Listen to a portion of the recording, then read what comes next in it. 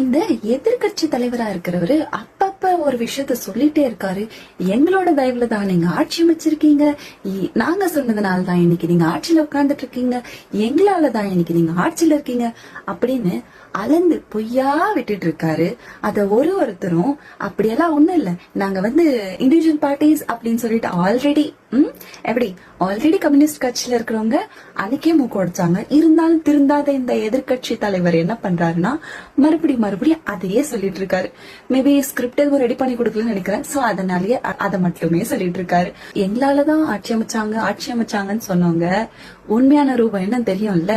Already communist கட்சியில இருக்கிறவங்க சொல்லிட்டாங்க, நாங்க இண்டிவிஜுவல் பார்ட்டிஸ் அவங்க கிட்ட பெர்மிஷன் கேட்கணும்னு இல்ல, நாங்க எங்களோட ஓன் டிசிஷன்ல தான் நாங்க அவங்களுக்கு ஆதரவு தெரிவிச்சிருக்கோம்னு சொன்னாங்க.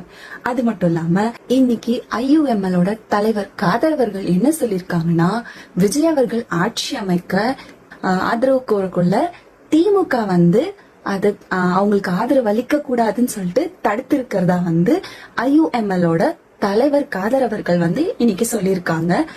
இதுல இருந்து